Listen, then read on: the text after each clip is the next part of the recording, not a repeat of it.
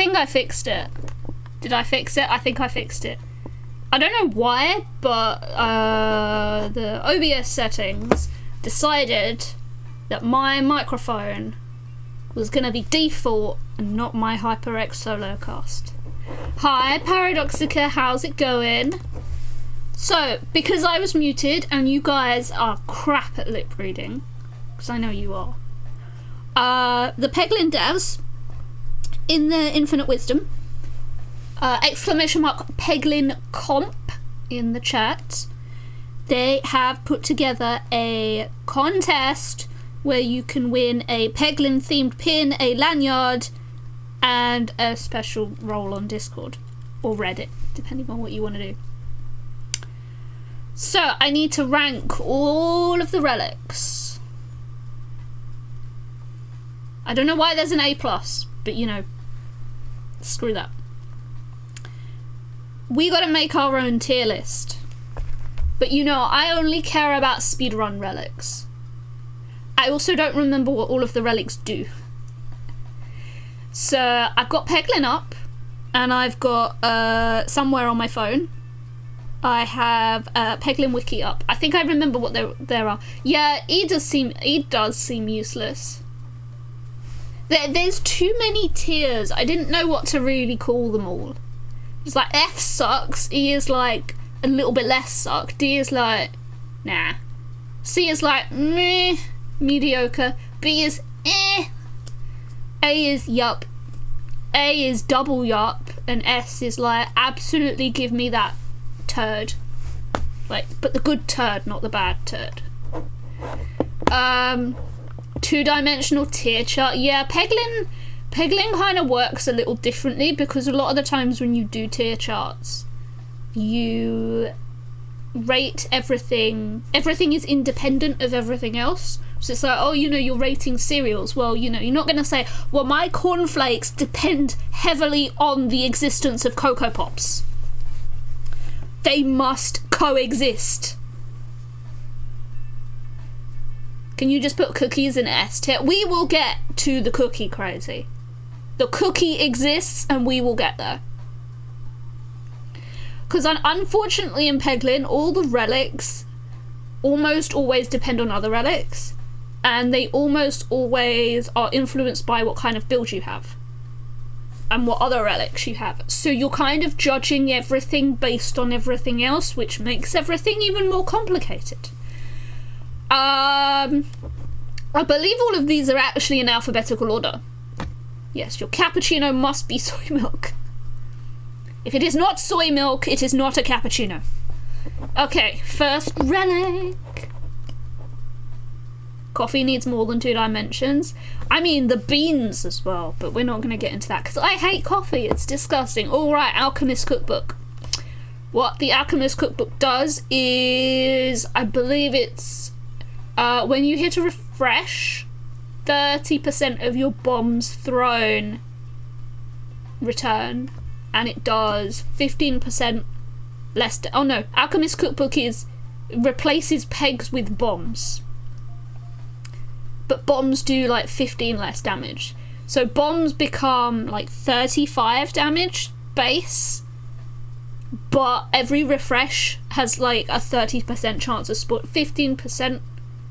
15% chance of spawning more bombs. There we go. Hi, Mindmark, how's it going? So, Alchemist Cookbook is one of those where obviously if you have something like, oh, it's 7%, it's even lower. So, Alchemist Cookbook is one of those where it's like, if you're going for a decent bomb build and you want all the bombs, then it's great. If you don't have any, like, if you don't have Catalyst and you don't have, there's the Perfect Reactant and Catalyst. Oh, don't worry, Paradox, so I haven't played this game in a few months. I'm sorry, devs, okay? So it's actually really like, ugh, but okay. Refresh builds, yeah, refresh builds are great with it. But if we're just judging it as, like, if we were saying, like, in a speedrun, which is how I'm gonna do this, do I want the Alchemist Cookbook?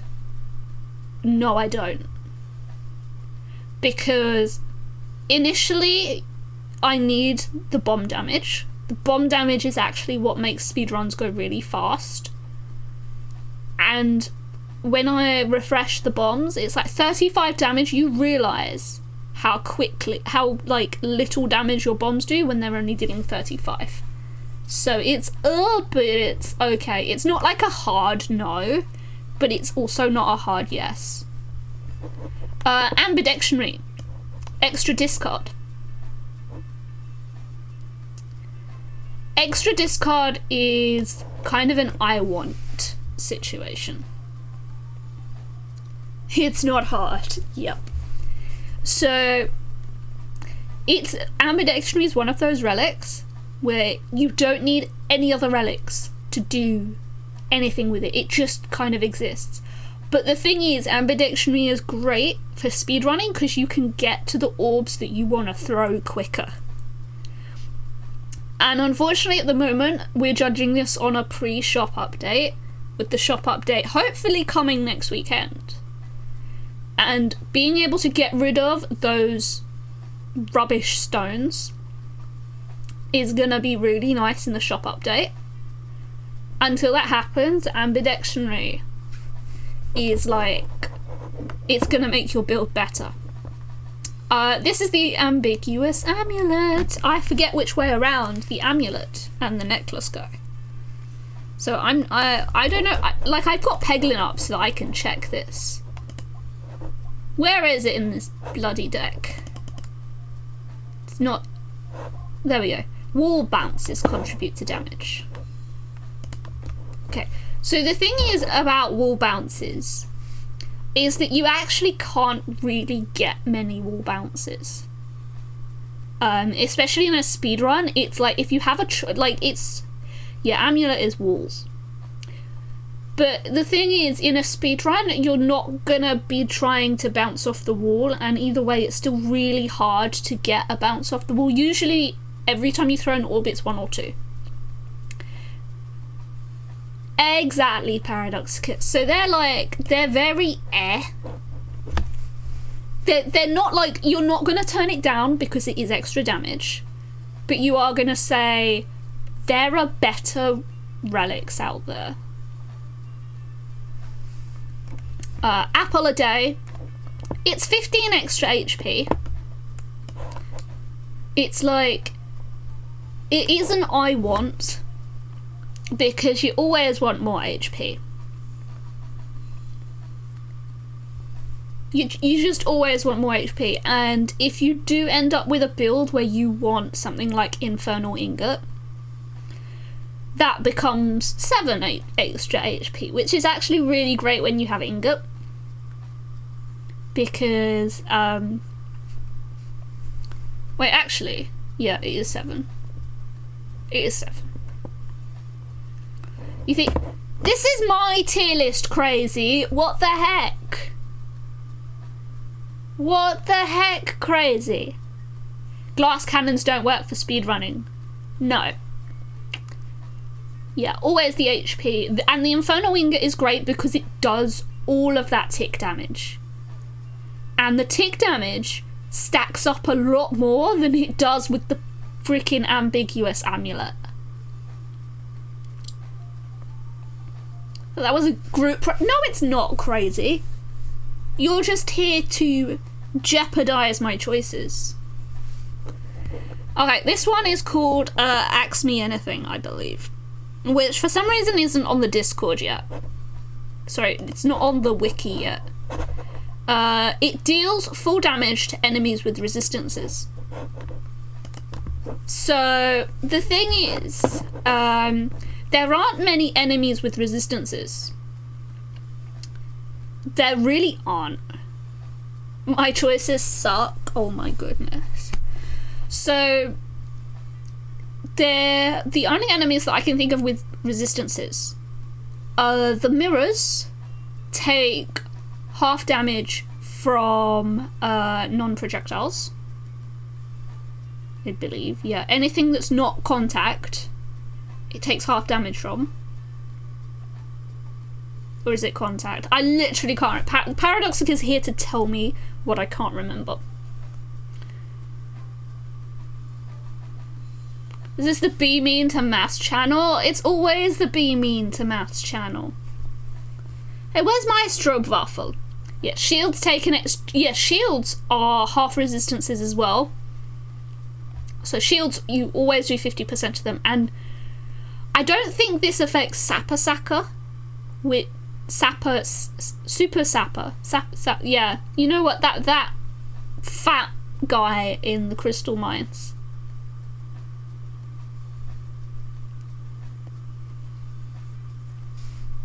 Nah, that's alright. We're here for the debate anyway, even though Crazy has never played the game. But because I also bought a Peglin plushie a few months ago, I actually have a code to give away, which I will give away closer to Christmas. So you guys can argue about the best relics when I give you a code to the game. Or one of you a code to the game. Yeah, it's not an attack, so... This is only really good once you get to Castle, because nothing in the first area has any resistances. So it only, at the moment, works for 2 areas. Area 2 and Area 3. It's not a no. It's not like, I don't want this at all. It's more of a... Like, it's one of those where having it isn't a negative. Unfortunately, it doesn't really affect your gameplay as much, and because we're speedrunning, it's like, I'm not going for this anyway. We're gonna chat Crazy, we're only on A. Literally A. This is the A relic. Also, freaking Haglin Satchel over here getting in the way. This is A. So this isn't but okay. Because I'd rather not have it. There aren't enough relics. Oh no. So this relic is Haglin Satchel. Oh, Hero's Backpack. Close enough. Haglin Satchel looks like something else. See, I can't even remember the relics anymore. Hero's Backpack. Orbs receive +1, +2 for every following orb of the same type. So this is another one of those that doesn't have a negative. So basically, if you've got like 20 stones in your deck, it does a lot of damage with your first stone, and then it decreases. It's great at the start because you kind of almost always have 2 stones in a row. So you're always going to get that extra damage at the start. Assuming you start with it. Later on, you're like, okay, I want poltergeist. You want that variety. It's useful, but it's like, it's not something that you're excited about. You're looking forward to the cake. It's always something to look forward to. Basic blade. +1, +0. So it buffs your initial damage minus a crit. So if you don't crit, you get an extra damage per peg. If you don't crit, I feel like I should also swap these around. Yeah, I'm gonna swap these. Just bear with me.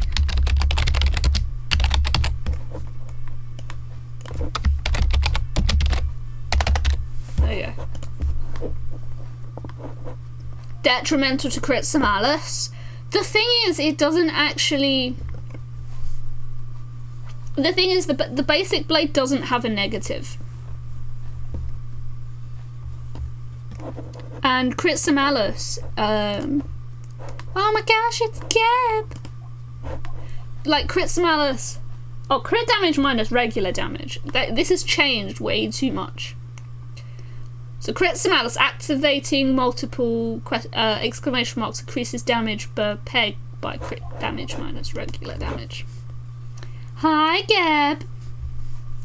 The thing is, for a speedrun, Crit is like...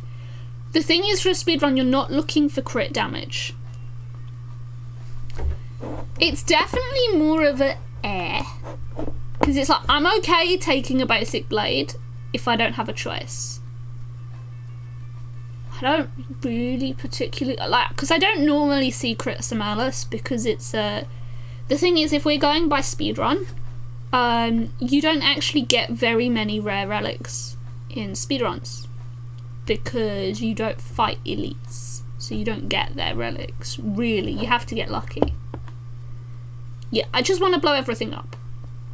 So, dumbbell. For every reload, I get extra oomph. By oomph, oh, two muskical. I feel like that's more than it usually has. Yeah, my tier list is specifically for speedruns. You can make your own if you want, Porsche, enter the competition and basically, like, you know, supersede my tier list and win and then make me really sad. But, you know. Oh no! I was joking. I was joking, Porsche.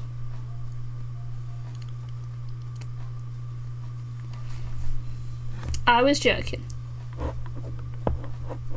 But yeah, I want to do a specific speedrun one because that's how I play. I think actually I'm going to move this to give me something else. Because I want to put this here as well. And there's no point making this one positive if this one's going to be negative because they do kind of the same thing. So I'd rather have something else. But like, I'm not super fussed. Bomb baton, I mean, it's a hard I need. There is nothing negative about bomb baton. Or bomb baton, as I like to call it, because, I mean, it rolls off the tongue better. 3 extra bombs for a speedrun automatically, like, it basically dominates. Like, it's not even like a hard need, it's actually like a must-have. If I don't have bomb baton for my speedruns and I get into castle and I come across that one freaking board that has no bombs on it, like, I'm upset.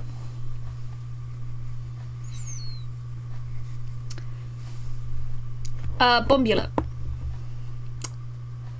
Bombula is, for a speedrun, Bombula is actually kind of bad. Yeah, bomb baton is 900 extra damage when you have Sapper Sack. So Bombula is actually, it's kind of bad if you have Sapper, but I'm trying to rate these all individually. So Bomb Baton is amazing because all those extra bombs, you get damage on every enemy on the board. It's just great. Bombula, if you don't have Sapper Sack, it's honestly a must-have. If you have Sapper Sack, it becomes more of a just no. So it's horribly situational.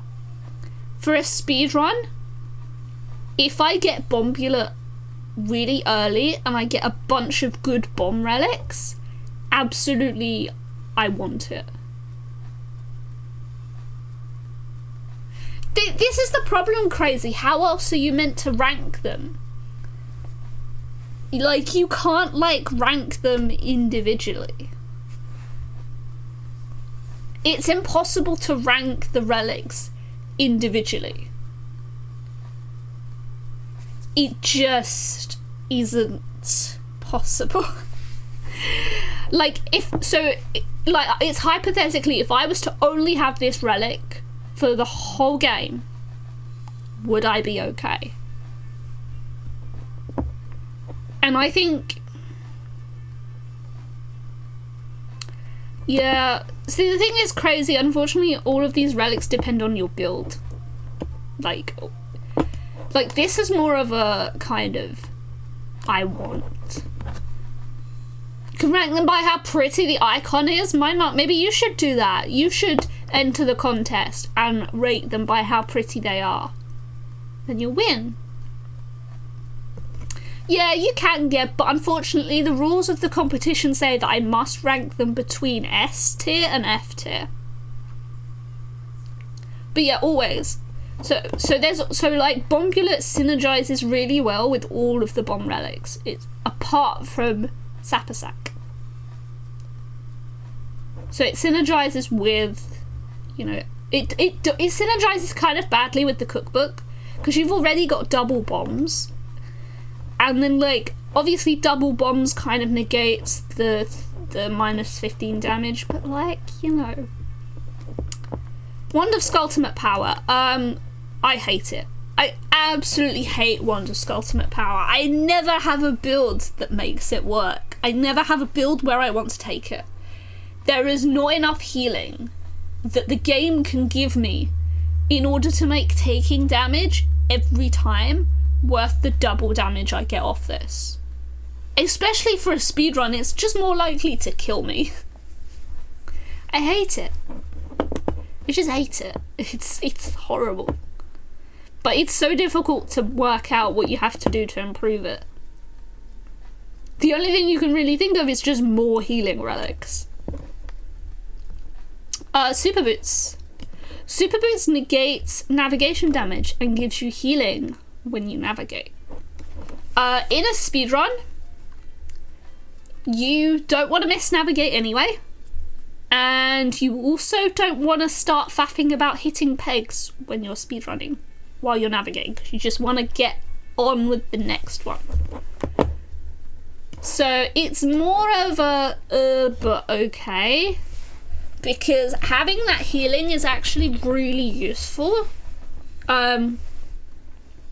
It's really useful when you have Sapasac, because you get to heal between enemies. It's just one of those where you don't want to need to heal anyway. Glorious Suffering. Only really good if you have multi-ball. It's the only way to describe Glorious Suffering. Was it -2, -3 per peg hit, but +1 every time you hit pegs.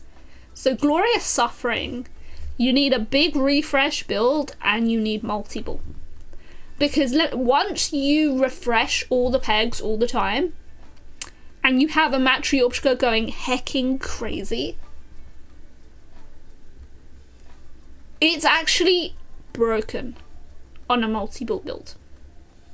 For a speedrun, sometimes if you're lucky enough to get an early multi-ball, it's one of those you can take. But the thing is, if you want to go Sapasac, you can't go Glorious Suffering, because if you have Matryoshkas and Sapasac, you end up just dying. So you can't have a multi-ball build and a Sapasac build. So unfortunately, like, it's a no. It's a just no. I'd rather take something else. But like, it has so many negatives because it just doesn't synergize very well with all the orbs. So you have to have a Matryoshka build. You have to have multi-ball. You have to have a good refresh build. There's just no point. Riff Filibuster. Who likes Cloud Sword, chat? Who likes the Sword of Cloud Strife in the game? Riff Filibuster. It does damage based on how many pegs are refreshed.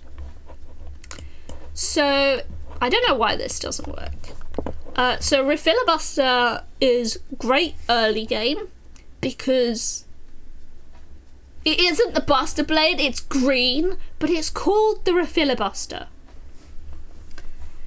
So yeah, it's great early game because low health enemies are actually a lot easier to kill with Riff Filibuster, because if you keep refreshing, they die.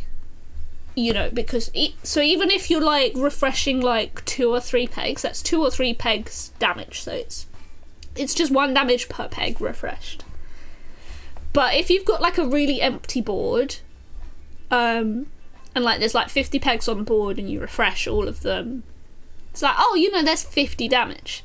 Unfortunately, when you start getting to castle, it starts losing its fun. But like at the start, it's definitely an air. And the reason it's called air is because they're Canadian devs. I have to put the word air in there somewhere, or it's like, it's not a tier list for Canadians. Mine Mark will vouch for me.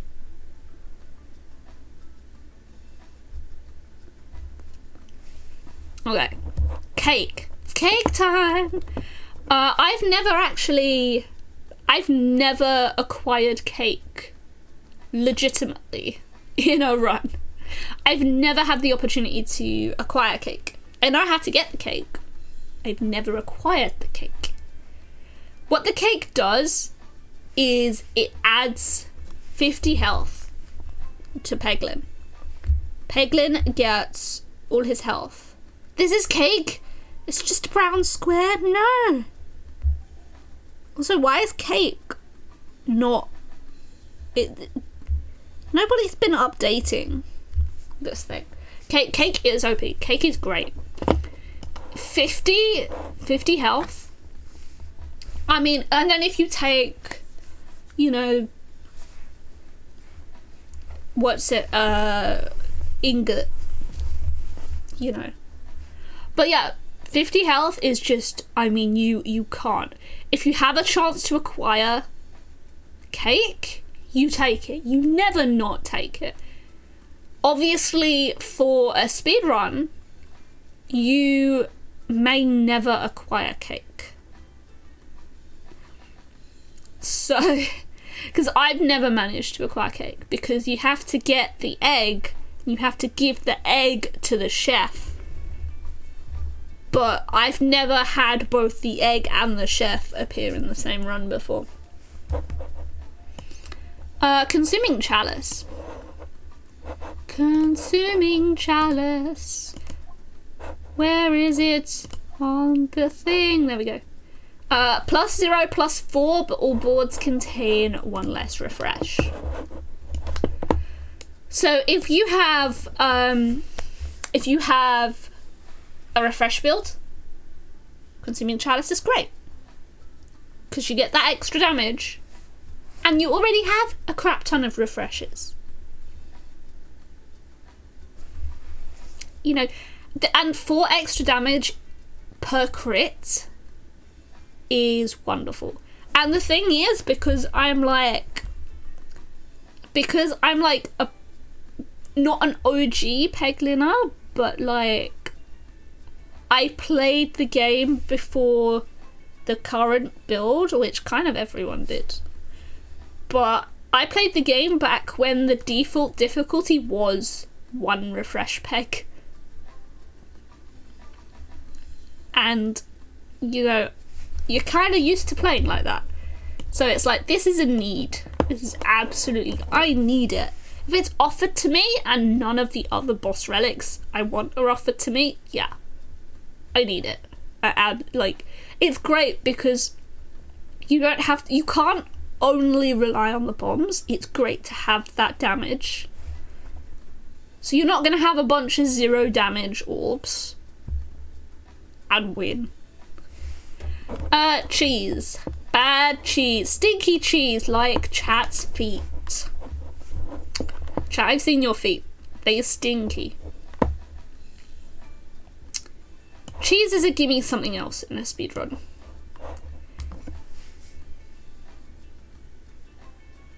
Probably crazy. Probably. Because I mean they're already so open to us telling us what we hate, you know, that's just how it is. But yeah, cheese is one of those where the thing is, if you're going through the game in a speedrun, you basically may activate bad cheese like once or twice. It doesn't really do anything unless you refresh.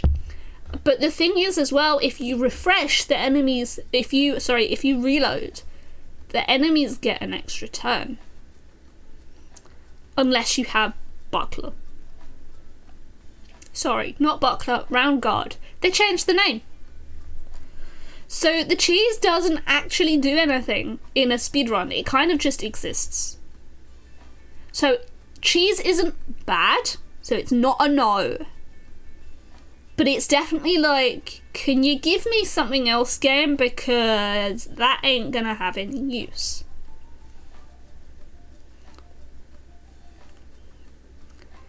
You can't do bad cheese build to kill the slime boss in 1 minute. You've forgotten that there is a way to do... There is a way to do it, isn't there? Like, isn't there a heal on reload? We'll get to that. I can't remember what it is, but there is a way to, like, heal on reload, I think. You just need another relic. You thought speedrunning was all about the cheese? Actually, the speedrun with bad cheese, so if you have a no orb cheese build, it actually is incredibly slow.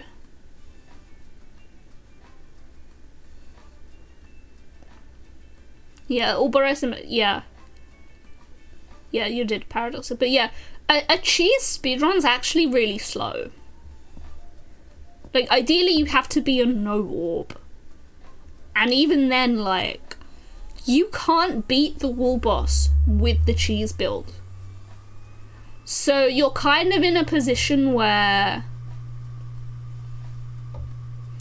you know, even if you have buckler and cheese, you can't beat the wall boss. So it's actually really bad for a speedrun to just rely on it. You can have it. It's great if you do reload, because you get 20 damage. To all enemies. I believe it's all enemies. Yeah, all enemies. But it takes a while. So it goes 20, 40, 60, 80, 100, like... And obviously if you've got the wall boss with, like, it's 10,000 HP or whatever, it's slow. This is the short stack. To double check what it does. Attacks gain -1/+1 for every crit on the board.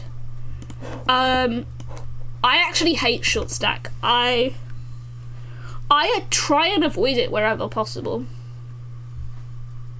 It's like, I know it doesn't suck because it gives you more damage, but I absolutely hate it. Because, like, you need more crits on the board, right? But in a turn, you inevitably hit all the crits, and then your damage goes down. And I'm like, well, what's the point of that? And I hardly ever get a good crittable. So it's like, I can't cover the board in crits like I would with crittable. So I actually really hate it. And see, Paradoxica loves it. I'm like, you is wrong. I hate it. Complex Claw is definitely a need. Complex Claw is great, because it's actually a common relic. From what I remember. Complex Claw is a common relic. And it gives you +1 to crits. And the thing is, you're always aiming for crits. Because at the moment, like, the toothbrush orb. You know the one that I mean. There's an orb that looks exactly like a toothbrush. That one is, it does more damage. Base damage than it does crit damage. So if you hit a crit, the damage, like, plummets. And it's not affected by, like, any of these crit relics. You won't have a build that doesn't rely on you not getting crit damage. Especially in a speedrun, you want that crit damage. Constricting chains, at the moment, it sucks. I haven't played with constricting chains much. So you get +2, +3 damage. That's nice. But you can only aim in 4 directions. And unfortunately, at the moment, those directions don't change. Like, they're kind of all, like, 90-degree rotations of each other. So you can only aim in, like, opposite and perpendicular directions. And that really sucks. Because when I have played with constricting chains, regularly I find that I do not want to aim in any of the directions at all. Because they all suck. You know, if it was, you know, you had 4 random angles, but you were like, there were times where you'd be restricted and things would be like, you know, nothing could be closer than like 20 degrees to each other. That would be, you know, it would be alright, because you could have like a variety of crazy different angles. But like, when it's all 90 degrees away from each other, like, all the angles end up really bad. Like, it's not worth taking unless you have multi-ball. So, I just hate it. Cookie? Cookie chat? Cookie? Chat, who likes cookies? Cookies in the chat if you like cookies.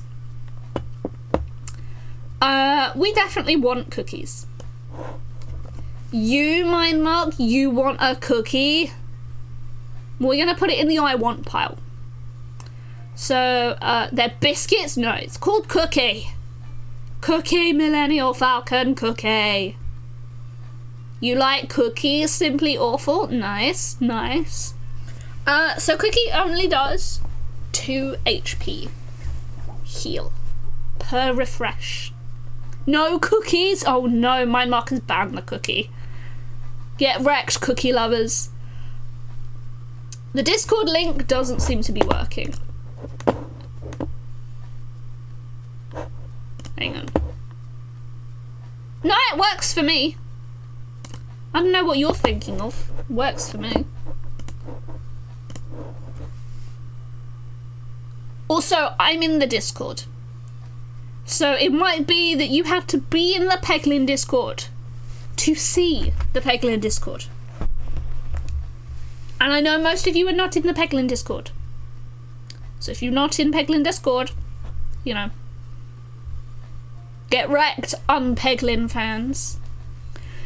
So yeah, Cookie. Cookie is great if you have a big refresh build. Refresh builds are really great. Also, it doesn't have Cookie isn't just triggered by a refresh peg. It actually is just whenever you refresh the board.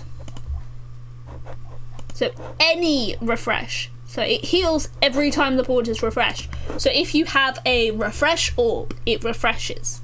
If you have there are other relics that refresh. What the hell? Why can't I think about them? There you go, refresh shield. Every time the board is reloaded, you get the heal with Cookie. So refresh shield, if you have like refresh shield and dumbbell and Cookie, it's actually like, sorry, refresh shield, Cookie, cheese, round guard. It's pretty funny. Also, Paradoxica, are you aware that the sprite in the relic library, I'm just gonna switch this for a minute. I know I have a scene somewhere. Whatever. Let me just swap this over. Let me just hide this for a minute. Can you guys see the popping corn here? The sprite of some of these. A sprite of popping corn and complex claw has too much shade. Too much shade, devs. Oh, and Bombulate. Someone screwed this up. Oh, and Lucky Penny. They're stuck in their big mode. See? They're just stuck in their big mode. I don't know if that's me. Oh, Haglin Satchel is the same as well. But yeah. Where were we? You've gotten wrecked. Oh dear. Cookie is great. I don't know, Paradox, maybe they are. But yeah, Cookie is great. it synergizes really well with any relic or orb that refreshes. And it's just basically passive healing. It's not the best elite relic, but it's one of those that you will take over other elite relics that are a bit poop. Popping corn. You guys might have seen me do a bunch of speedruns with relics, and I'm like, I need popping corn. Popping corn is one of the only relics that does consistent in-battle healing. So because a lot of enemies do range damage and you can't kill a lot of fights / encounters in one go, you end up taking damage. And because you want to work on fixing your deck, you can't take the heal. So you actually basically must have popping corn. I think I've only ever done like 1 or 2 runs that don't have popping corn and ingot. Like, I have to have both of them. Critimalis Fleece is the next one. So we've already discussed the crit fleece. It has to be it's crit damage minus regular damage, which is kind of the buff that it gives you to activating multiple crits increases damage per peg by crit damage. Yeah. So it's like, say you've got like a 6 and a 3. So you've got 3 base damage on an orb and 6 crit damage. So every time you hit a crit, you get 3 more damage per peg. And this has gone through loads of iterations. It's one of those that for a bomb build isn't super great, because you start with 2 crit pegs on the board. So it works great if you have a bunch of like crit buffing relics, so like Chalice and Complex Claw. They work great because they increase that gap and they make it a lot more viable. It's just that Crit Fleece has gone through so many iterations. It's gone from being broken to, I actually broke a beta game with Crit Fleece because I had Critable. And like, it basically killed Peglin. But, the thing is, so many people complained about the Crit Fleece breaking the game.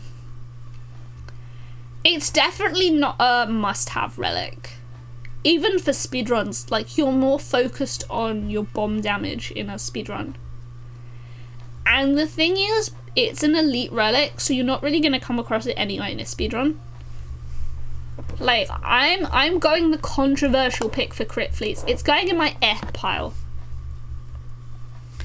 It's one of those where, like, if it's offered to me and I don't like the other relic, it's like a lesser of two evils thing. But, like, I'd rather have something else. I don't even remember what this one is called. Isn't that sad? Criticris. Whenever a crit is triggered, deal your orb's crit damage to all enemies. Okay. So, Criticris. Criticris is kind of like Refilibuster, in a way. So, where's my Refilibuster gone? Refilibuster only works on targeted enemies, whereas Criticris targets all enemies and does your crit damage. So theoretically the Refilibuster will do more damage to a single enemy, but Criticris could kill all enemies. Yeah, it is trash unless you have gift and multiple crits. And unless you have crit buffing relics and multiple crits, yeah.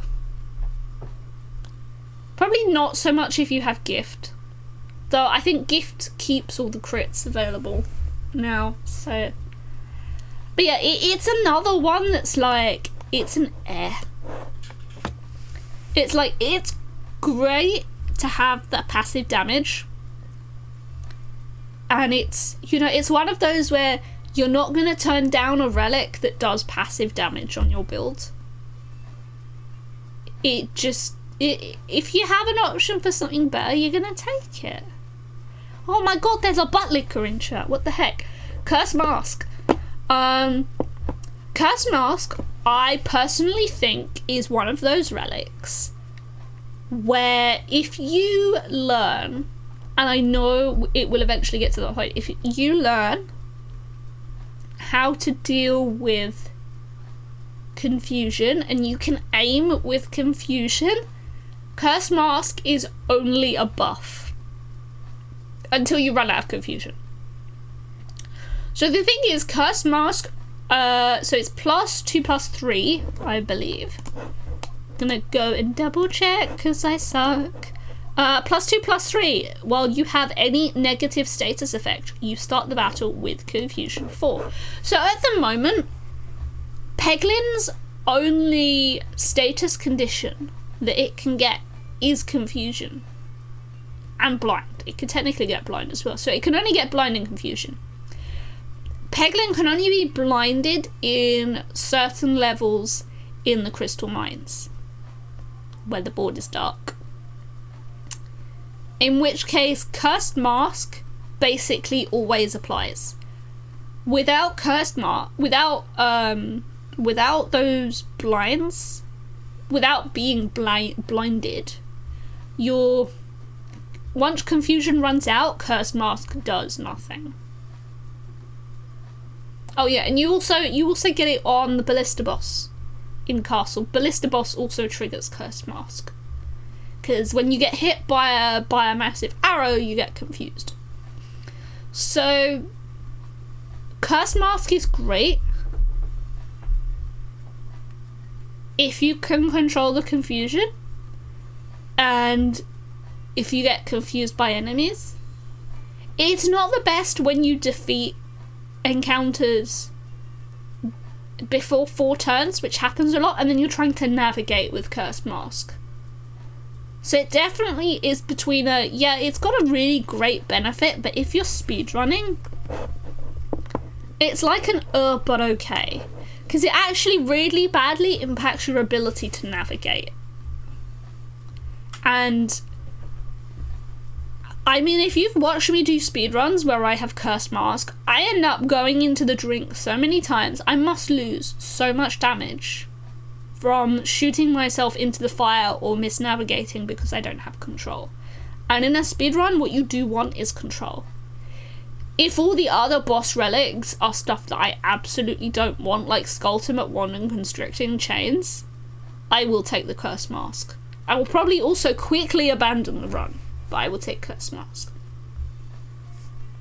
Weaponizing Envy does 3 times the amount of damage.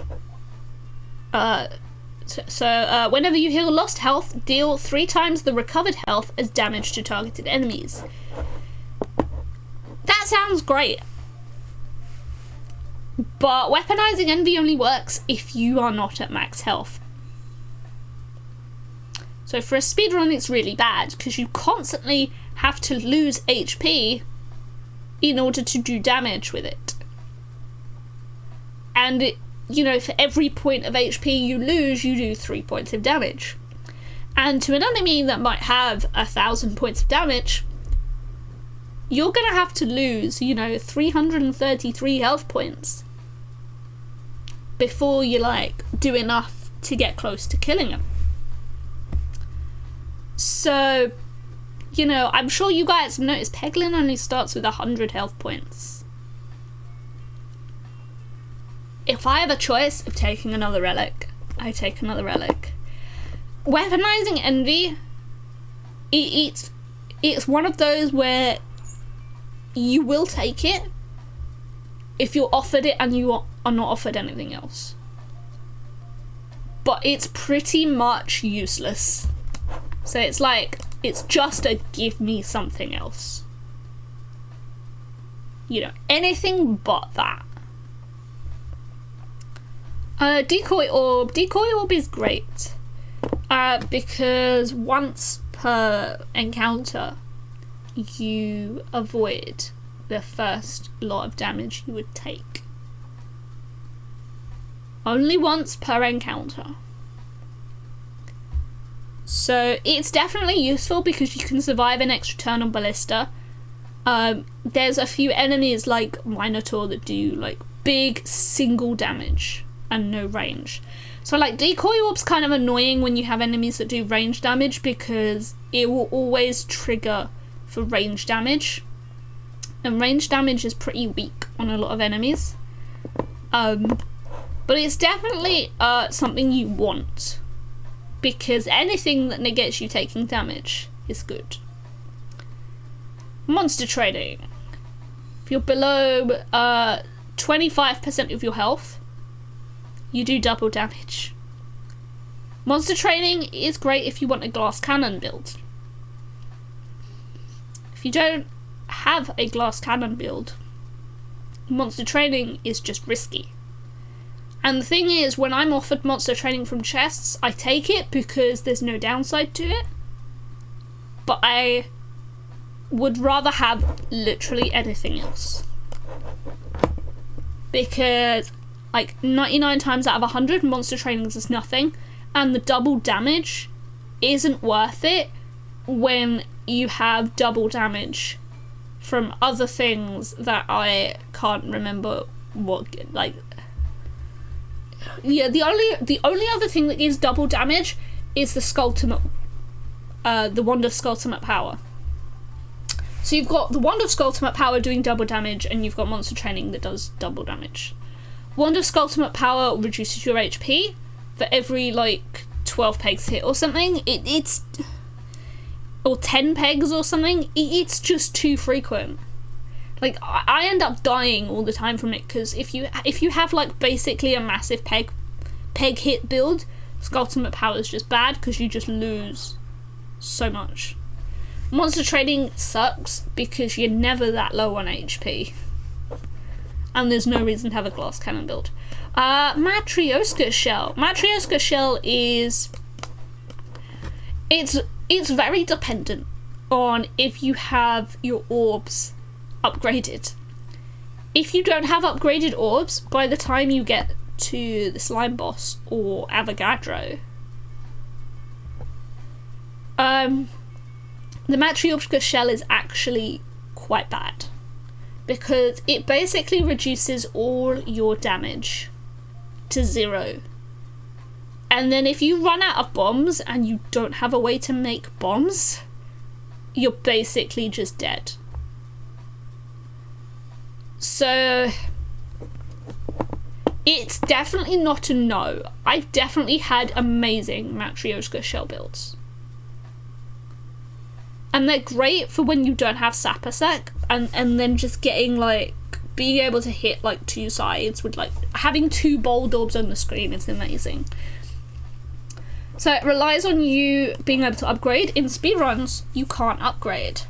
Yeah, it will be better after the shop update, because you should be able to do things like upgrade your orbs, as well as take new orbs. So you'll be more likely to be able to upgrade your orbs after every encounter, which at the moment you can't do. Orb. So yeah, at the moment you're very limited. Like, the game basically randomly decides whether you can upgrade your orbs or whether you get offered a new orb. And unfortunately, a lot of the time you get offered new orb. But the thing is, in a speedrun you want, like, a small deck, no bigger than about 5 orbs. So you basically want Bold Orb, Poltergeist, Icicle, you would take a Bob Orb, you know, and you kind of want that kind of combination. You would take a Matryoshka, but if you had a Sapper build, you'd kind of occasionally use it. Yeah, what you really need to win Peglin is a small deck between 3 and 8 orbs, but 8 is really pushing it.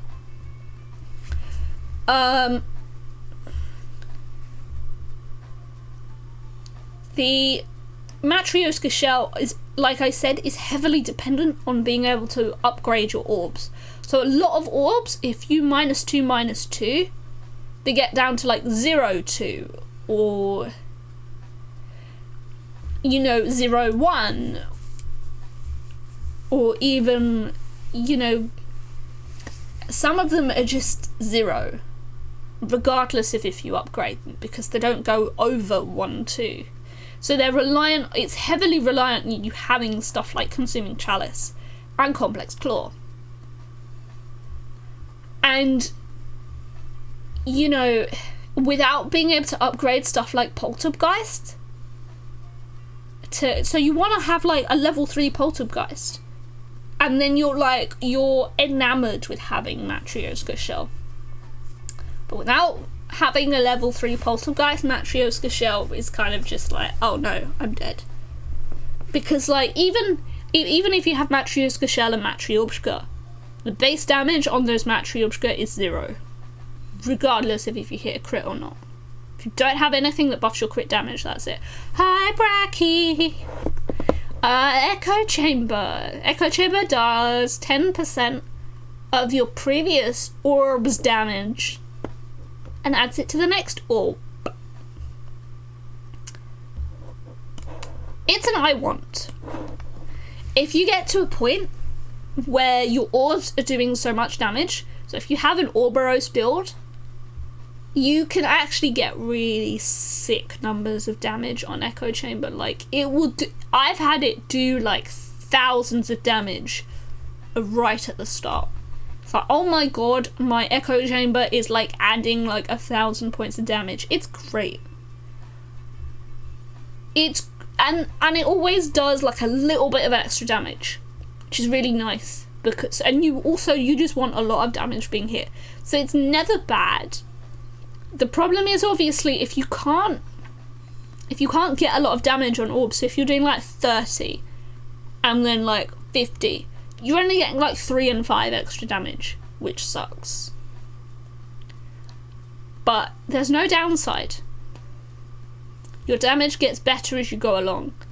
It doesn't persist past reload, which kind of sucks, but yeah.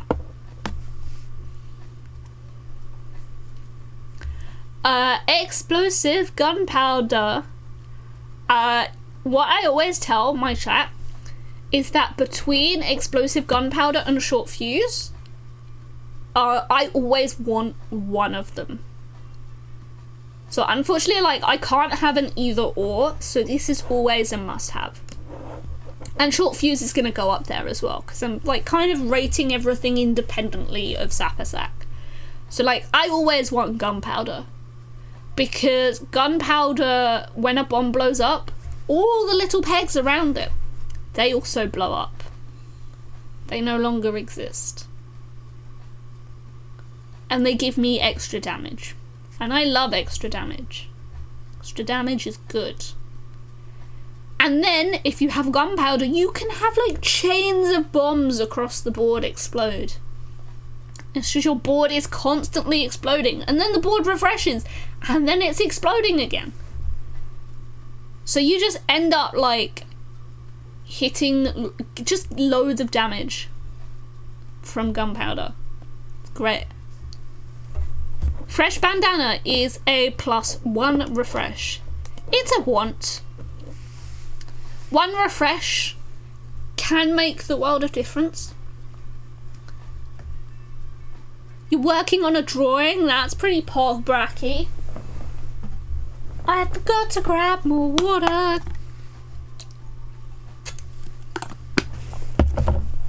But yeah, 1 extra refresh is nice. It counteracts the 1 chalice. So having Fresh Bandana, you know, you can take chalice and you'll just be like +4 crit damage from where you were at the beginning of the game, which is really nice. Gift that keeps on giving is, so because we're doing this tier list based on a speed run, I have to put it here. Because we are doing this tier list based on how I speedrun the game, I even have to consider putting it in set it on fire, it sucks. That is how horrible I have to judge this tier list.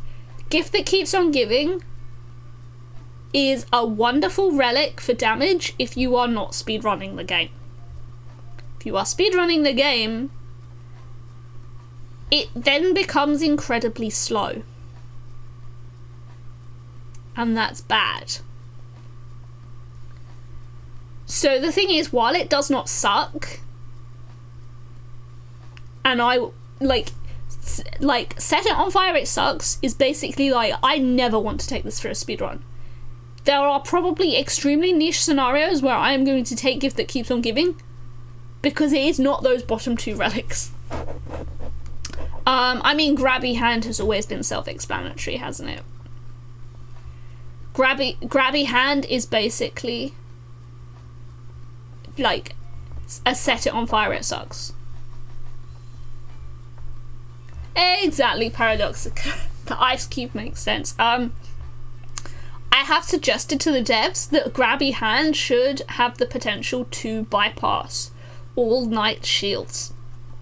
I think that would be a sick improvement for it, because imagine like getting to castle and you're like, oh no, there's a gazillion knights, and you've got Grabby Hand and you're just yeeting your orbs over the top of those shields because you've got Grabby Hand, so you can aim higher, and you know, that would be alright. At the moment, really the only relic that the only orb that Grabby Hand actually makes a difference to is the icicle, because you don't have many flying enemies, you only have bats, and on Super Sapper you have like the little Peglins with balloons. You also need Overwhammer,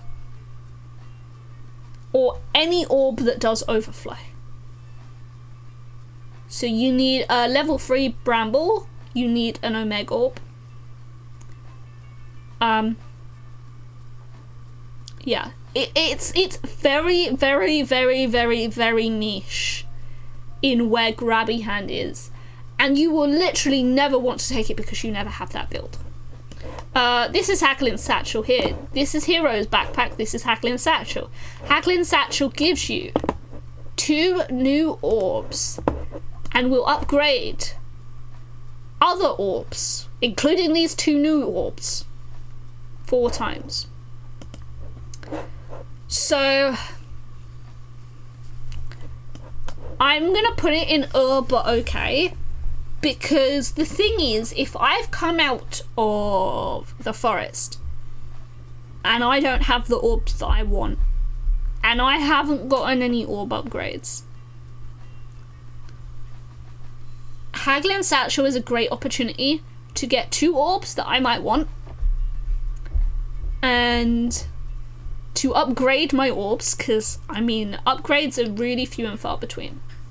When the shop update comes out, I think Haglin Satchel is going to be a lot less useful, because what makes Haglin Satchel is those upgrades. Like, less about the orbs, more about the upgrades. But it's possible that once a shop update comes in, Haglin Satchel will be really nice, because you can remove the orbs if you don't like them, and you've got 4 free upgrades. I mean, you can't complain. At the moment, you're gonna take it, like, even ahead of Matryoshka Shell, but it depends on how bad your deck is. I don't need to say anything about Overwhammer. I mean, Overwhammer, there's nothing negative to say about it. You always want to take the Overwhammer if you see it.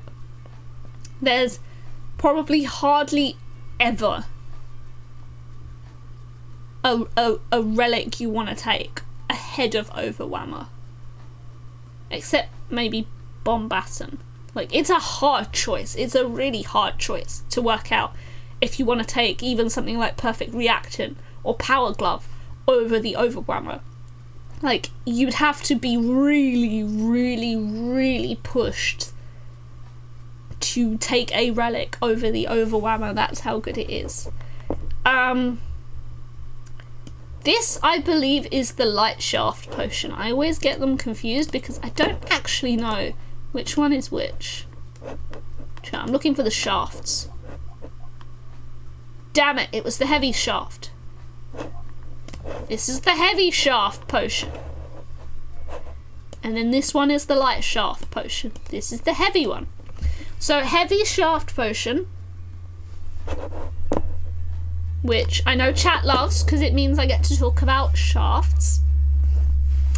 Heavy shaft potion, personally, I don't like it as much as the light shaft because generally there's already 2 refreshers on the board, and you don't always want the board to refresh all the time. Plus, it means that there isn't always crits on the board. So like once you hit a crit, the board refreshes. It's like, oh, you know, now that extra refresh is gone. So it's great if you need extra refreshes. It's definitely something that you will say you want. It's the least it's the second best shaft potion or potion. There's only 3 potions, so it's the second best potion. Not my favourite potion, but I mean it's definitely one of those you'll take it. Yeah, the refreshers remain after refreshing, but crits vanish. So, you know, so like while it synergizes well with the cookie, your crits disappear.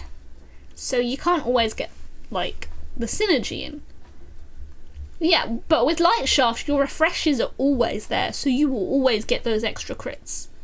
And then with the light shaft, you want crits and Alice, because I mean it's just basically crits for days.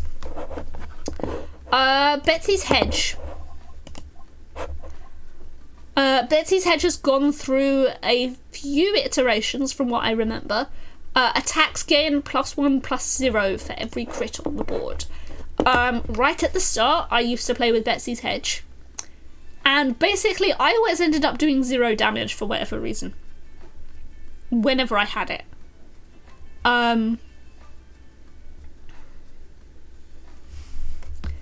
It is just one of those relics where you need crits on the board, but the problem is every shot you want to hit a crit.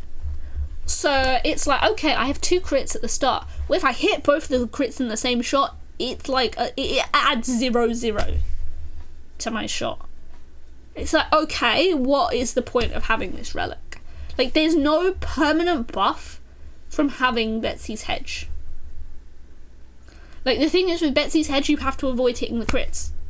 But then if you've got loads of crits and you don't hit any of them, like, and the thing is most of your orbs rely on you hitting crits to do big damage. So Betsy's Hedge is like, it doesn't suck, but Betsy's Hedge is one of those where it's very, because you don't have a build that relies on you not hitting crits, it's just so niche that like there's no point even having it.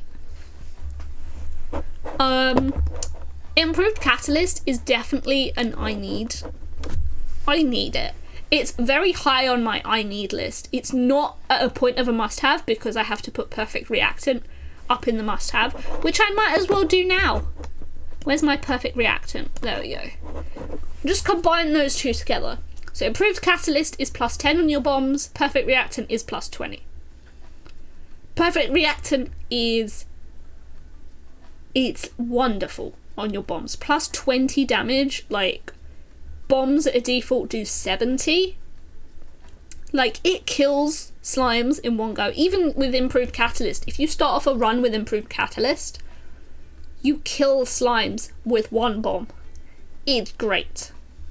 Perfect Reactant is infinitely better than Catalyst because obviously that extra 10 points of damage makes the world a difference.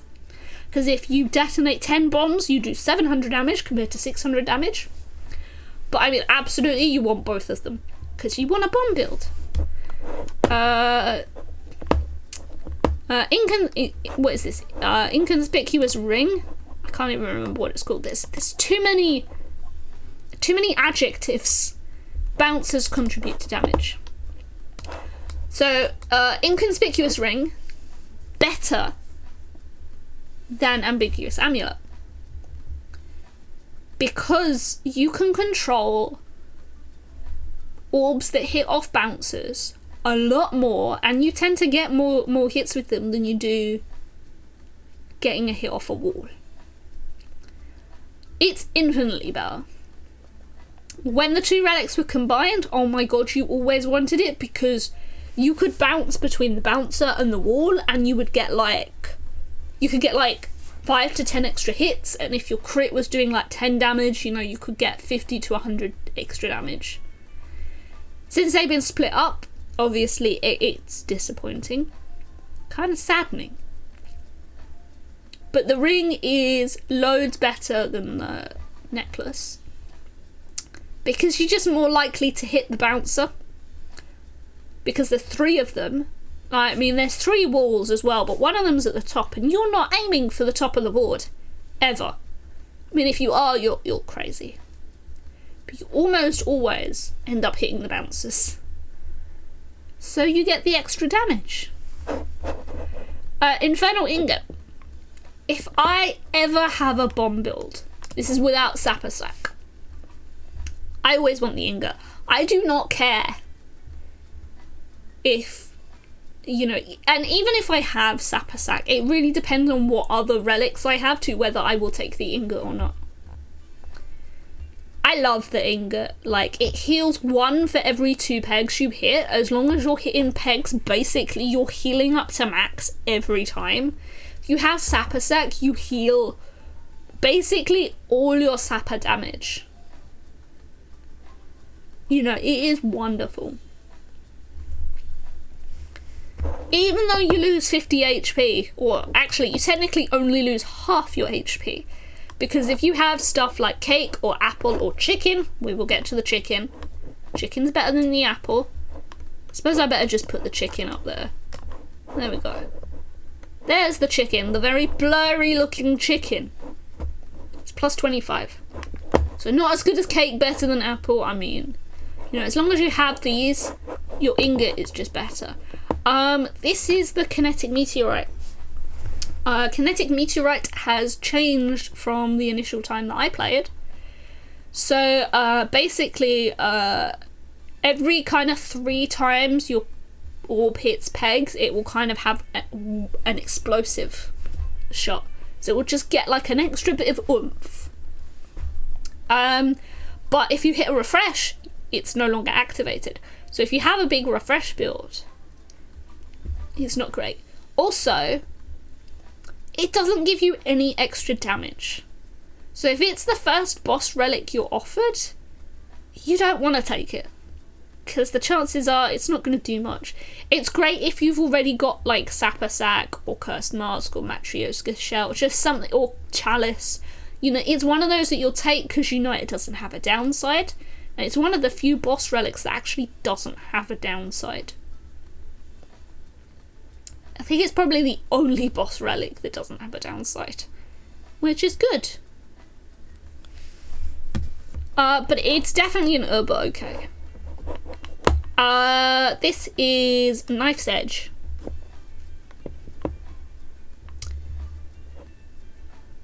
Knife's Edge, if you're below 30% HP, you get it's automatic crit. Knife's Edge is great if you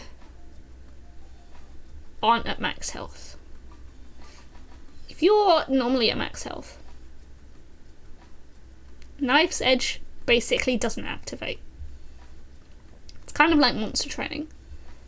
So it's like if you have Ingot, it activates at 15 HP. If you are at normal HP, it activates at 30. If you've got Cake, you know, it activates at 45. Like, it's still a lot of HP to have. So it's not bad. And I feel like I also need to swap these two. Because, I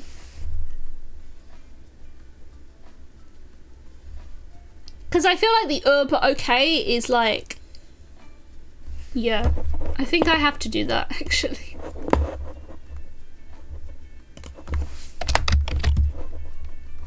Because give me something else is like the very middle. I also need to change the green. Oh no. How do I change the green? I'm gonna change this one. There we go. See, I'm not very good at tier lists. But yeah. That kind of looks better now. I mean, there's still some like positive relics, but like there's a lot of relics that like Knife's Edge, where it's like if you get them in a speedrun you're like, okay, fine. I can't remember if Knife's Edge is actually an elite relic or not.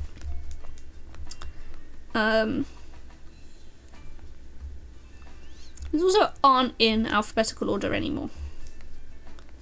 Knife's Edge. It is an elite relic. It is one of the worst elite relics because it doesn't do anything if you've always got max health. So I'm almost always going to take another elite relic. I don't think it's a very good elite relic. But I mean, that's just me, isn't it? Like, if I'm speedrunning, I always want, you know, like maximum health. This is Light Shaft. I always want Light Shaft. Always being able to hit a crit off a refresh, there being more crits on the board. You know, this means there's a default of 4 crits on the board. It's just great, and then it works so well with like with this one, Crit Fleece. Just makes me happy. Lucky Penny. So what's the other one that does +1 crit? Can't remember if Lucky Penny is 1 or 2. Just trying to think about it. I can't remember. Isn't it sad? Isn't it sad, chat, that I actually just don't remember? Lucky Penny is 2. Okay, what's 1? There is something that does 1 crit. I can't remember what it is. And if Paradoxica is here, he will tell me. Okay, it's none of those. It's none of those. Oh, there we go. There's the one that does 1. It's the button.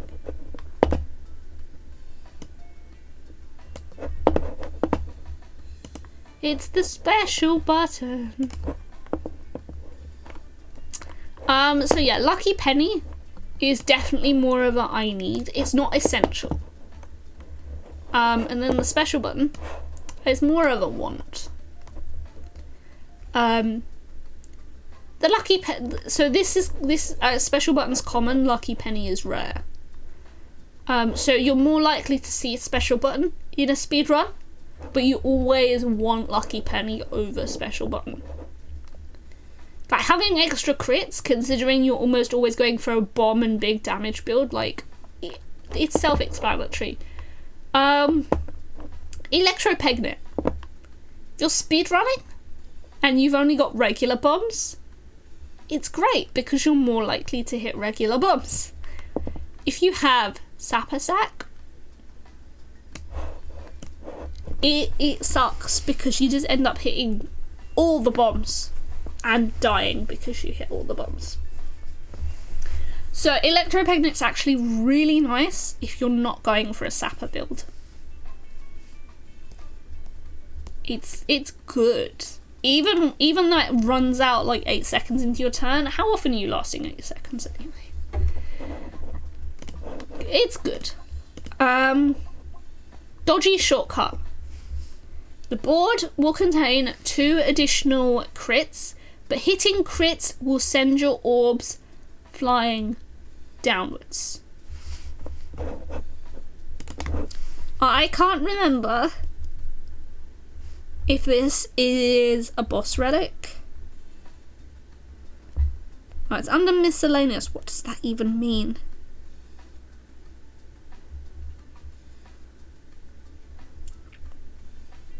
Oh, it's just kind of sort of there.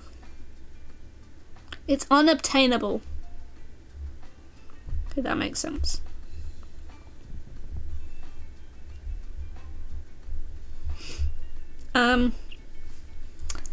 Yeah. If you hit a crit, you need to have pegs underneath it. Just give me something else. Yeah, I don't think I've ever used it. Or if I have used it, it's not been, yeah. I mean, you could argue that flying downwards is bad, but if it flies downwards at speed, you know, it's just one of those I haven't really used. Mental Mantle, I love. Mental Mantle, if you have Mental Mantle and Infernal Ingot, oh my god, it is crazy. Because you just do so much tick damage to things. Like, when I broke Critimalis Fleece, the original beta version that nobody ever got to play, when I had Crit Fleece and Critable and Ingot and Mental Mantle, I killed the Kabbalistic Ruins before even firing the orb. Because my game basically froze because I was hitting, like, basically crits all the time.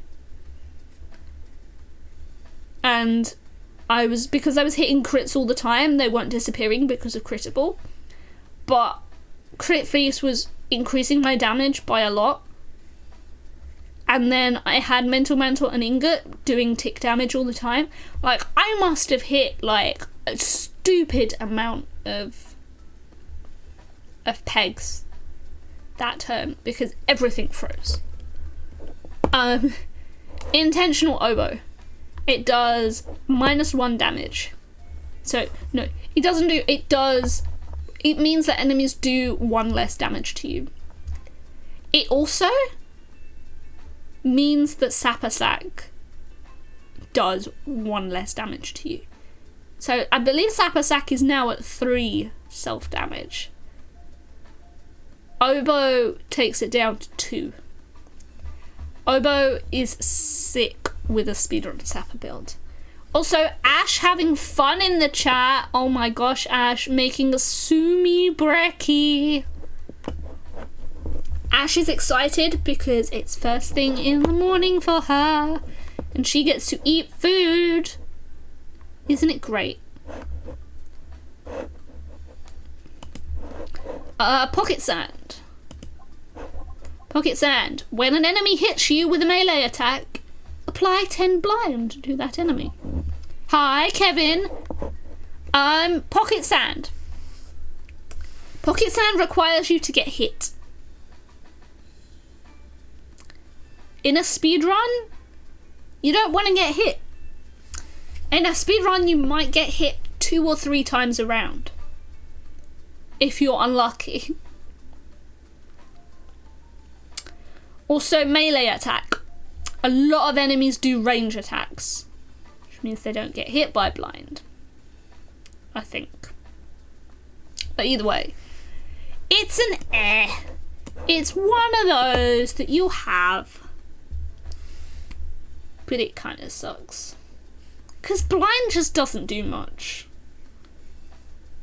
You like food, Kevin? I like food too. Also, I keep saying and I don't know if that's bringing Mind Mark out or not. Because, I mean, I'm saying all the Canadian things. It's exciting. Pocket Watch. Every extra second.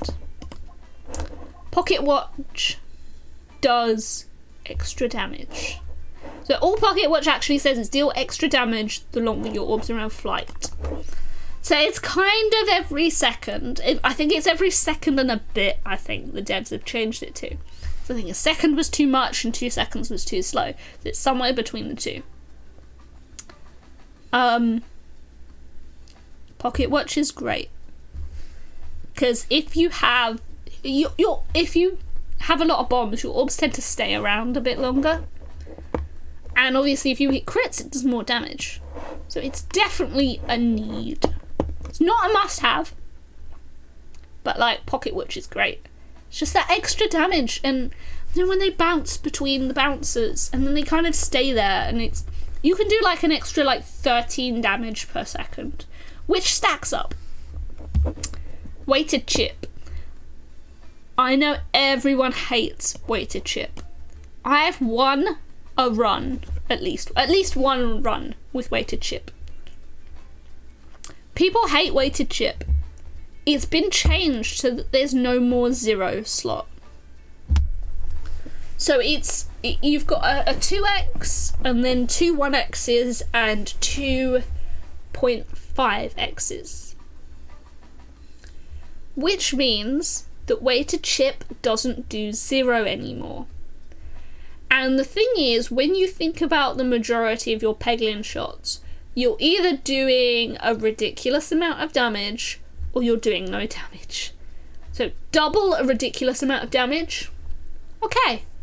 1 times a ridiculous amount of damage, it's just the same amount of damage.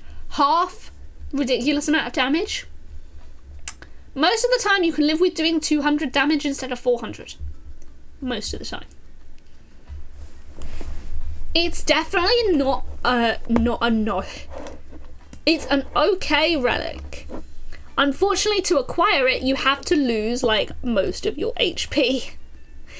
And I've definitely had it where I've had to lose about like 40 HP in order to get it. Not great. Powder collector. Every 30 pegs you hit creates a bomb.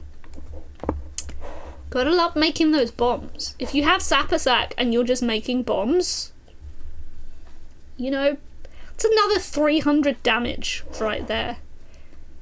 I mean, I don't need to say more about bomb making. Power Glove, +1/+1. How can that ever be bad? It's better than Complex Claw. It's a better Complex Claw. I mean, the thing is, a lot of the time you don't want the +1 on your base damage.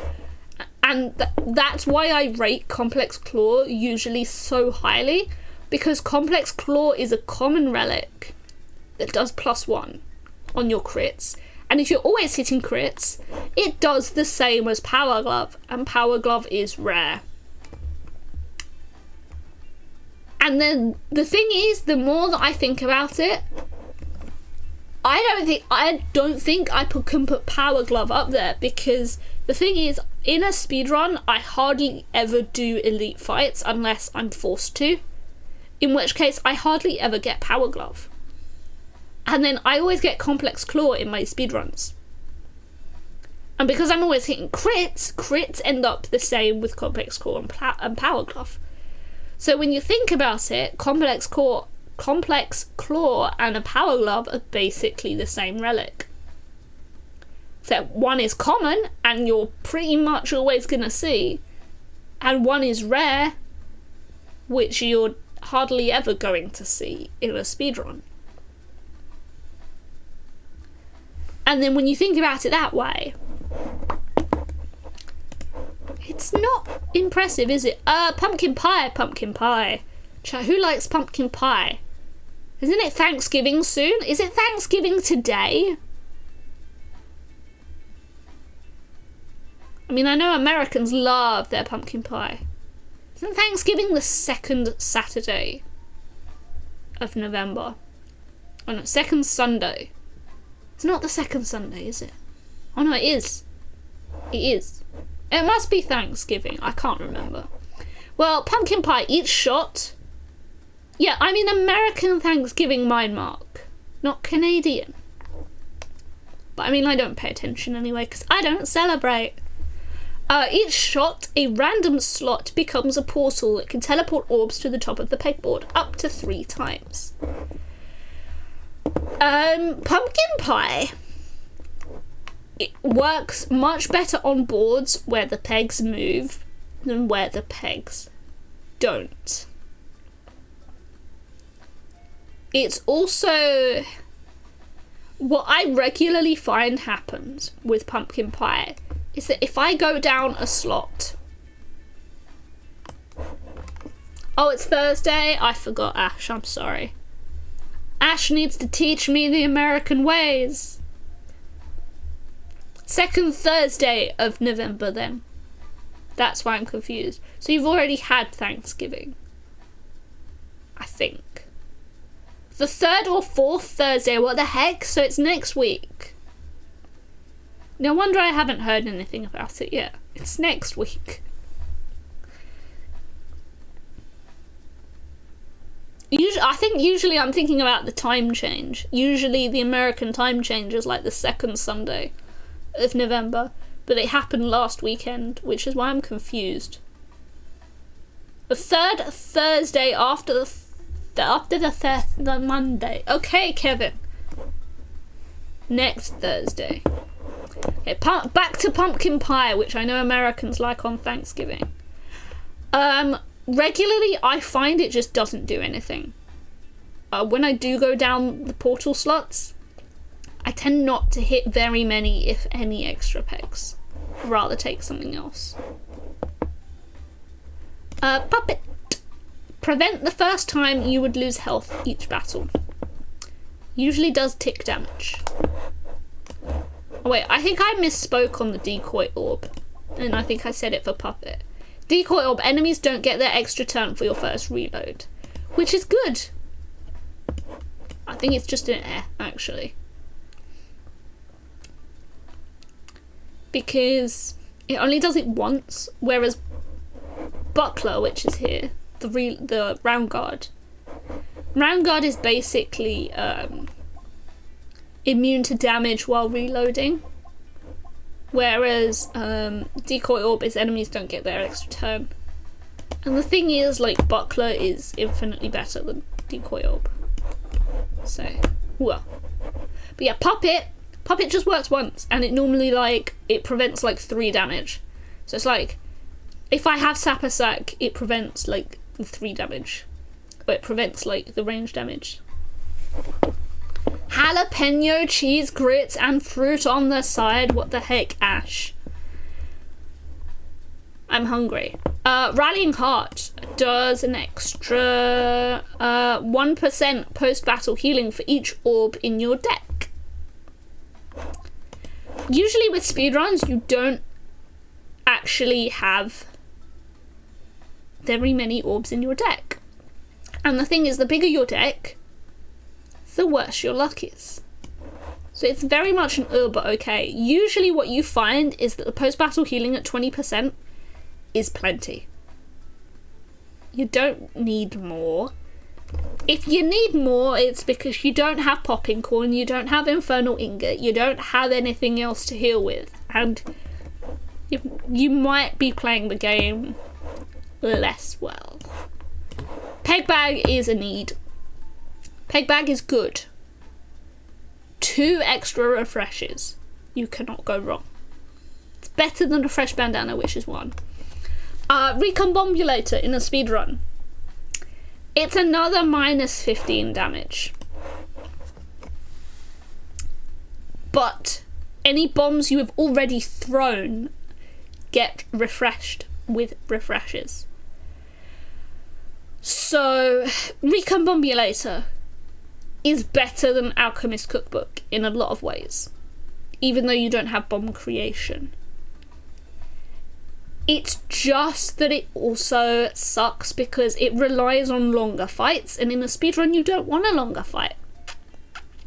And the thing is, even if you detonate a lot of bombs, you hit a bunch of refreshes immediately in the same shot, your bombs will not refresh because you have not thrown them yet.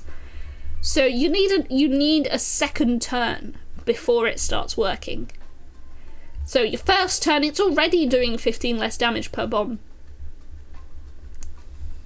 It's just, no, I don't like it as much. I believe this one is Refresher Course. I don't have it unlocked, actually, in my my version of Peglin at the moment, so I need to unlock it. Every 4 times the board is refreshed, randomly gain 1 Muskacle or Spiness. So you randomly gain +1 to either your base damage or your crit damage. Every 4 refreshes. which is not a lot. It relies on you hitting a lot of refreshes. It's also a rare relic, and I'd rather it give me something else. It could stack up really quickly if you've got lots of refresh relic builds. So if you have, let's see, if you've got peg bag, bandana, probably heavy shaft here. There's another one that I was doing. Ash forgot eggs when she went to the shop. Oh no. And there's also refresh shield, which I think whenever you kill an enemy, refreshes the board on reload. There's one where if you kill an enemy, it refreshes the board. I can't remember what it is. They're like refreshive. So refresher course obviously works quite well with refreshive. It works quite well with refresh shield. Weren't there to tell me what aisle it was located. Oh my god, Ash, don't get me started on how bad supermarket customers are with finding stuff when there are aisle headers to tell them where they are. Also, in America, you guys put your eggs in the fridge. What the heck, Americans? Why are your eggs in the fridge? Refresh shield on reload. You don't reload as much, so they're kind of there, but okay. Refreshing punch. I always want refreshing punch. It's basically like a bomb, but on your refresh pegs. They're great. You don't have farm fresh eggs. Simply awful. That is simply awful. You must get your eggs fresh from a chicken's bum. Or a duck's bum. Or a goose's bum.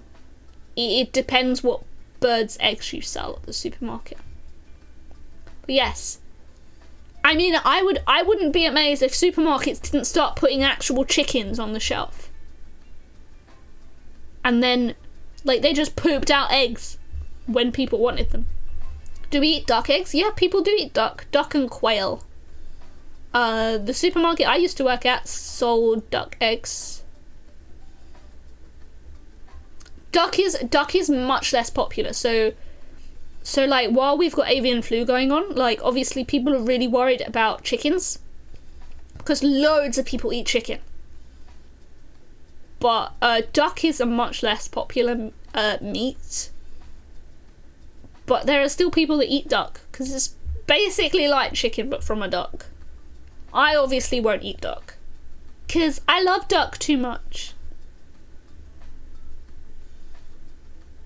You live near a canal growing up and you always had duck. Yeah, the thing is, ducks are really common. And obviously they're not farmed as much. Duck tastes funny.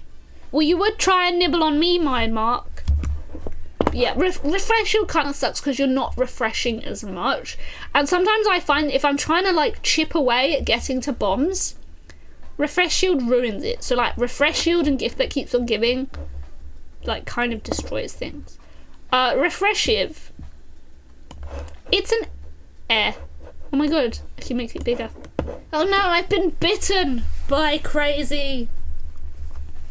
Refreshive is an air. Like I said, sometimes refreshing the boards can be bad. So usually you want to choose when you refresh the board, because otherwise you end up blocking damage to bomb.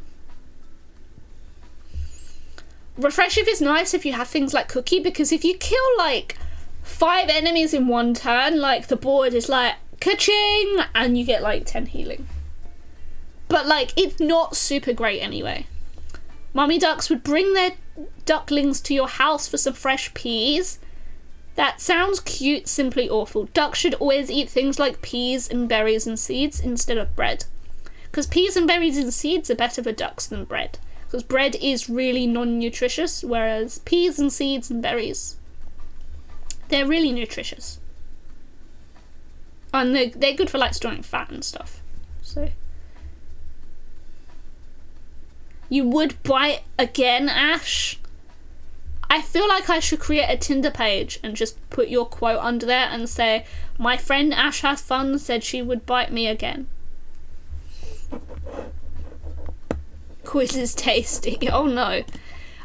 Ring of Indignation. Whenever you lose health, deal double that amount to enemies. So of course, if you have Sappersack in a speedrun,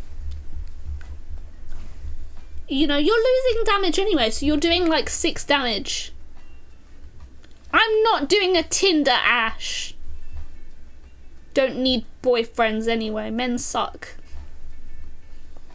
Plus, I'm too self-conscious. And I'm not the kind of person to go on a dating app anyway. Ring of Indignation is definitely a give me something else. It really doesn't have, well actually it's more of a oh but okay. It's worse than a give me something else. It's like, oh, I have the Ring of Indignation. I guess it's alright because I'm doing damage, but man, it sucks. Ring of Reuse.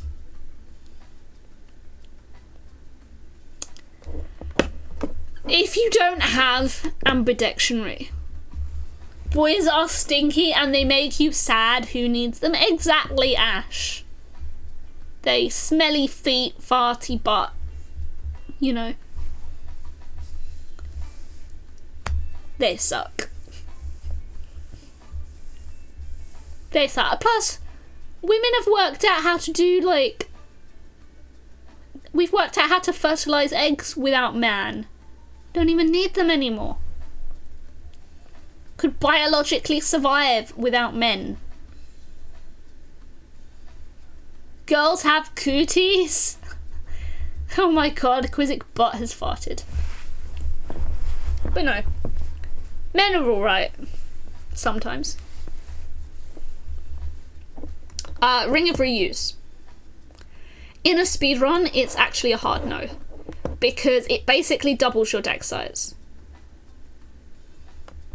You assume that Butt's changed a different word. Get wrecked. Safety net is quite nice. It's definitely a want. What safety net does is it orbs start with 5 pegs worth of damage. So, like, say you've got, like, that hypothetical base 3, base 6, base 3, crit 6 orb. So it starts off by doing 15 damage immediately. If you hit a crit, it goes up to 30. And it's great to just have that extra 5 pegs, because sometimes what you can do in a speedrun is just yeet the orb down the hole. And you've done, like, 15 points of damage already. Great, it's fast. Oh my god, everything is bigger now. Is it even on my screen anymore? Kind of. I can shrink.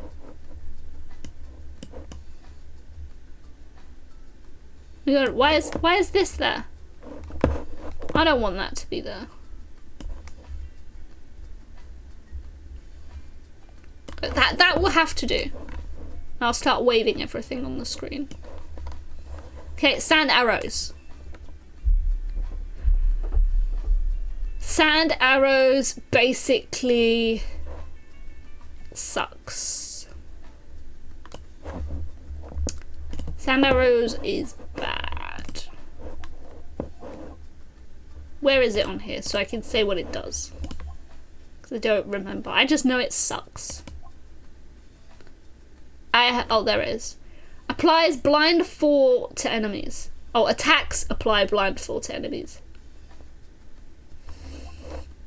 So basically what happens with sand arrows is it doesn't do a lot of blind. So whereas you have pocket sand, which deals, I believe we said it was 10 blind when an enemy hits you. Sand arrows, basically, because you only hit an enemy 4 times in once in a turn anyway, it only does 4 blind, whereas an enemy usually actually always hits you once a turn. So you get more blind from pocket sand than you do from sand arrows. Sappersack, my favourite. In a speedrun, I always want Sappersack. I don't want all of these relics up here. I mean, at the moment, actually, I do. But I don't always want them all up there. This even doesn't fit on one screen. Can no longer see the burnt items. I know, I'm gonna have to literally shrink it. You know what I'm gonna do? I'm gonna do that. Right, let's see how this looks. Oh, that looks great. Look at that. See, I'm so smart. I made it fit. I love Sappersack. If I'm doing a speedrun, it's the first thing I want. It basically, Sappersack is weird because the way it is in the relic library is it does, all bombs are replaced with rigged bombs. Rigged bombs do 150 base damage, 3 damage to self, and deal double damage to enemies. So you can encounter rigged bombs in the game without Sappersack. But Sappersack doubles rigged bomb damage. So if you have Sappersack, rigged bombs are 300 damage. Rigged bombs are the best thing. And then since the devs have reduced the self-damage from rigged bombs from 4 down to 3, I mean, you can now detonate 33 bombs and not kill yourself on max health compared to the 25 before. That's an extra 2,400 damage. It's just insane how quickly your damage stacks up. You didn't realise rigged bombs did 150 damage? Yeah.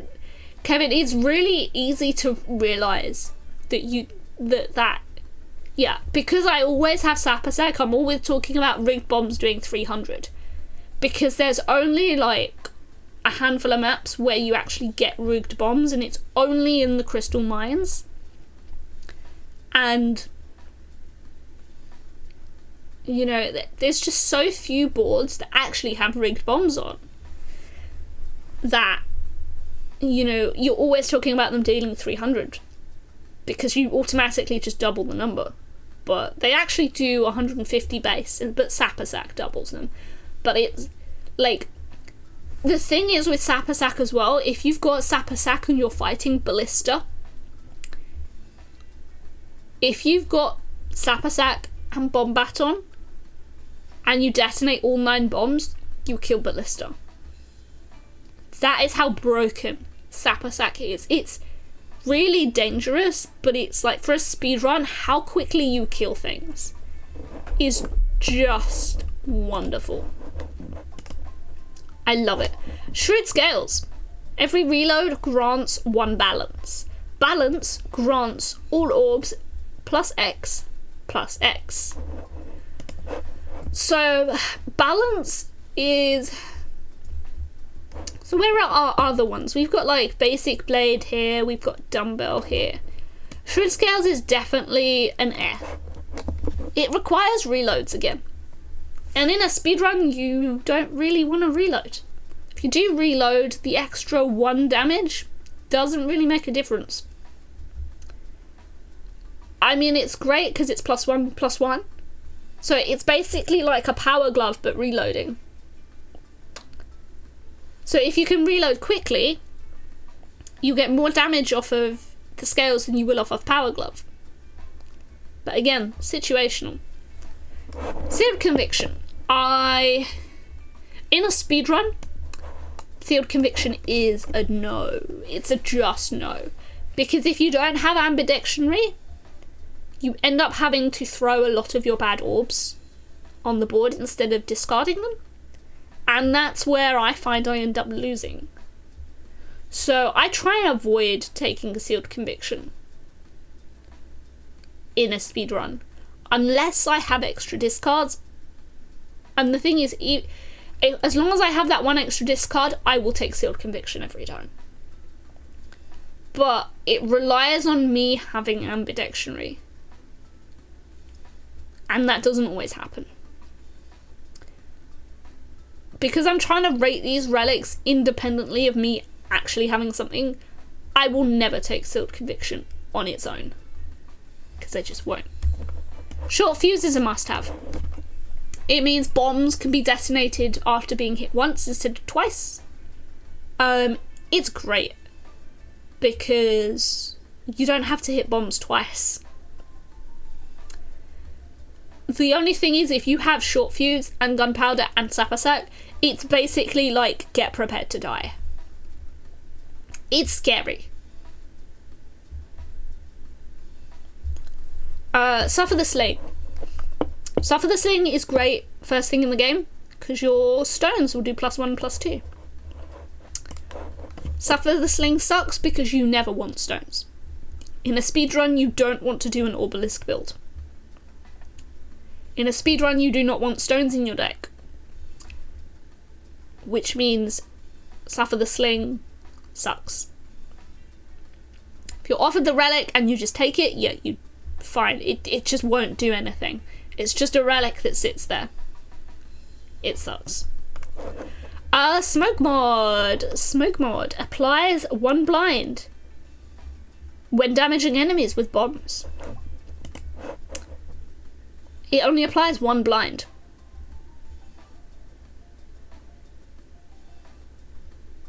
Where's the pocket? Where I put the pocket sand, it's here. It's more of a gimme something else. You need a lot of bombs to make smoke mod viable. You need a lot of bombs. And I believe smoke mod is actually a rare relic. I need to check. 'Cause I don't remember. Yeah, it is rare. So basically for a rare relic, I'd rather have something else. It's just not, and especially because like the little amount of damage, the little amount of protection against attacks that blind does, you need a significant amount of blind in order to blind your enemies enough for them to not hit you. It's not great. Spiral Slayer, I believe, is very similar to Shrewd Scales. Start each battle with 1 Muskacle. Unfortunately, I do not remember what a Muskacle does.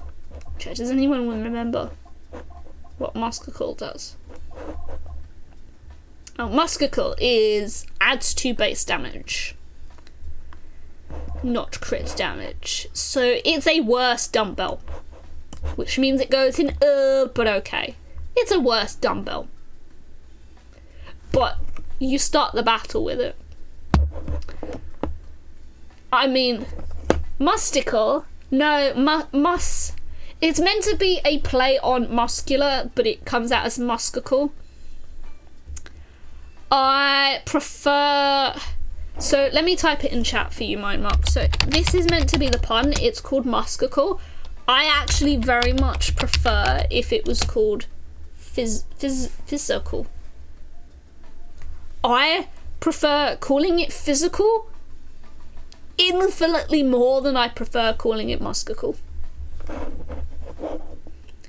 Infinitely more. Unfortunately, the devs own the game and control what it's called. But I prefer physical, and I will always prefer physical over Muskacle. Yeah, Spiral Slayer, like, it just doesn't work anyway. It's worse than a dumbbell. Like, you're doing crit damage instead of base damage. Like, yeah. Strange Brew.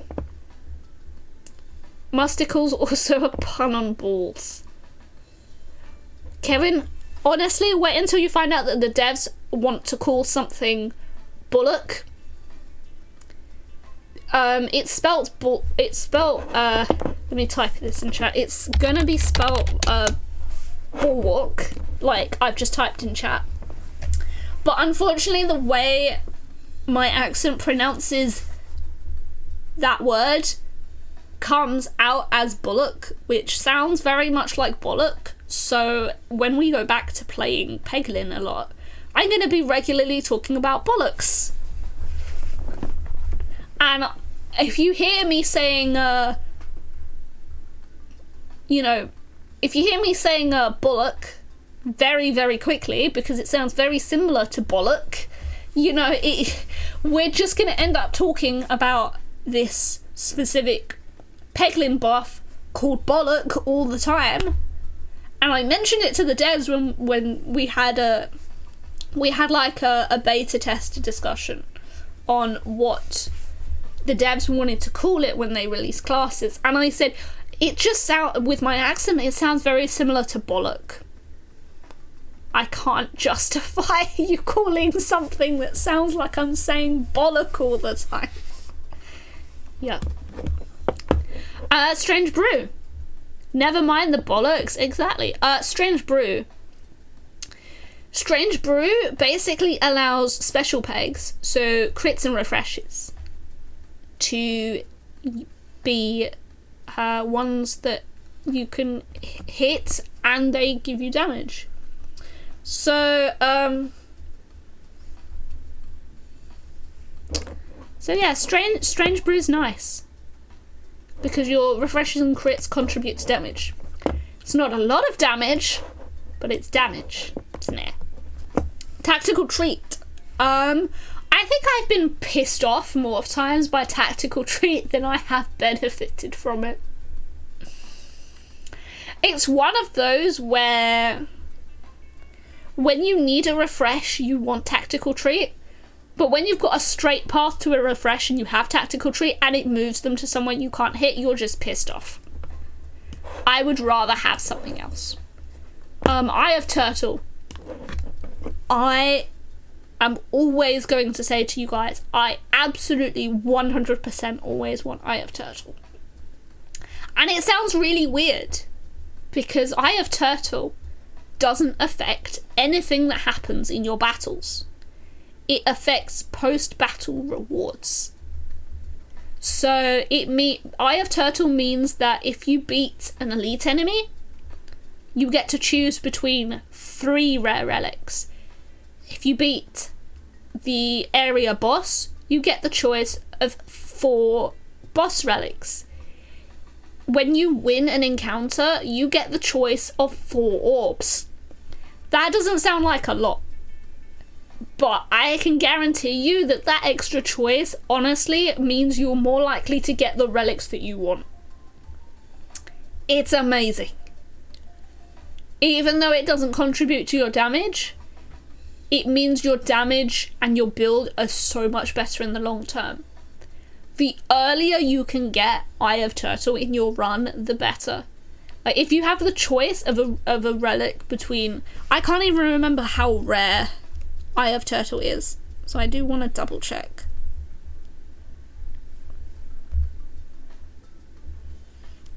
It's a common relic as well. So as long as you've like died the previous run, you can get Eye of Turtle basically before you start the run. Honestly, it is one of the best starting relics that you can have. Even if it doesn't boost your damage, it is absolutely insane to have that extra choice. That's why I want it. Unicorn Horn. Unicorn Horn is one of those where if you have Curse Mask, it actually makes you really dizzy. Unicorn Horn's an air. It's great when you need a way to aim.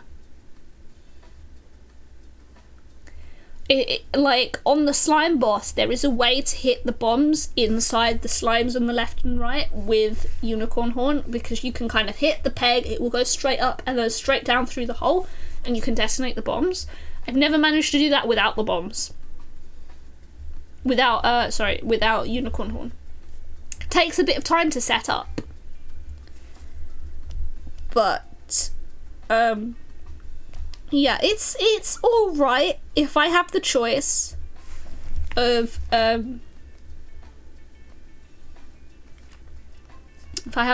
something else. I'd rather have something else. Not the worst.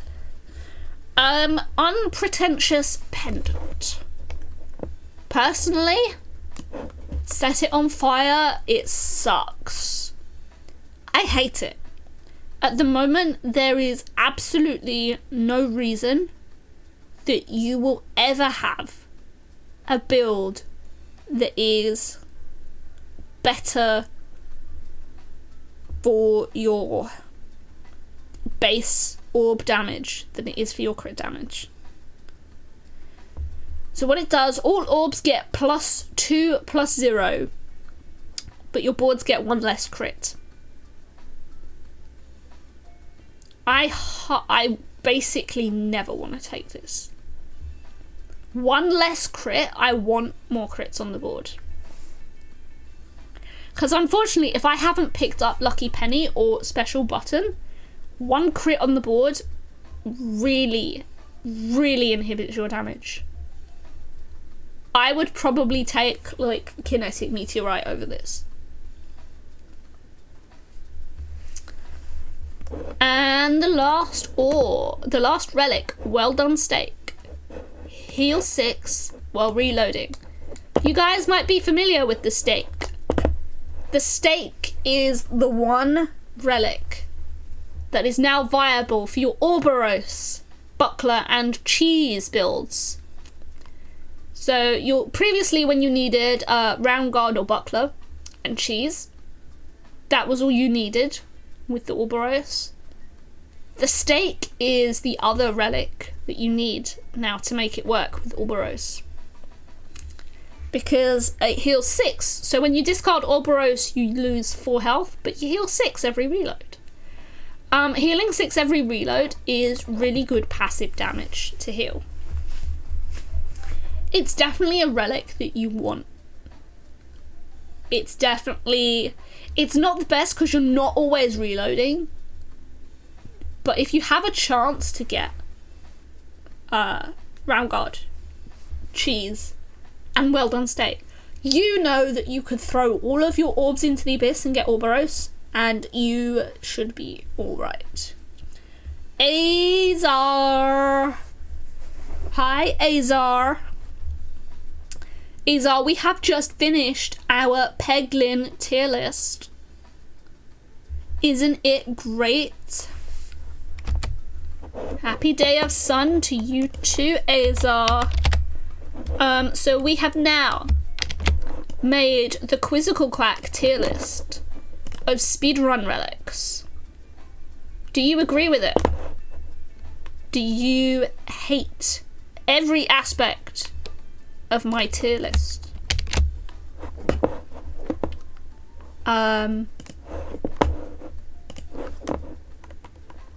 What do you think?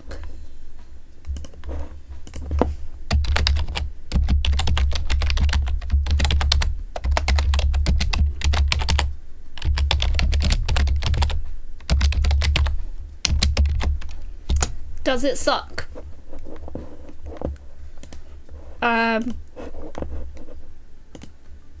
You give the stone necklace an S tier. Oh my god. Well,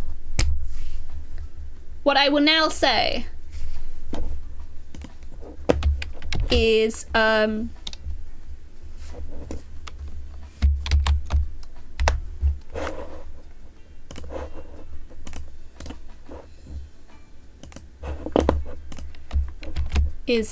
please vote for me, chat. Please put I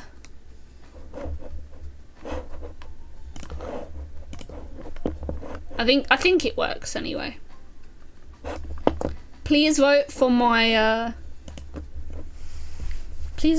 tier list by sticking an emoji on it. You know, please.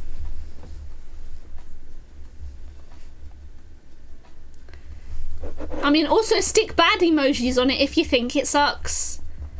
Because I don't think the devs can judge between a bad emoji and a good emoji. All they care about is how many reactions are on it.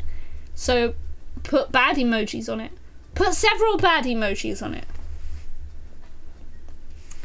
This is my tier list and I'm sticking by it. I think I've got all the things at the top that I want. The link doesn't work. Azar, it's probably because you have to be in the Peglin Discord to make it work. I could also stick it on Reddit. In the Peglin subreddit.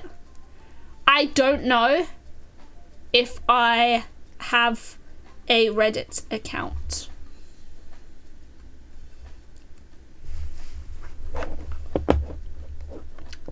So there's that. But I mean, most of you guys probably have a Reddit account, right? But yeah, this is my relic build. And if you guys don't like it, that's your loss.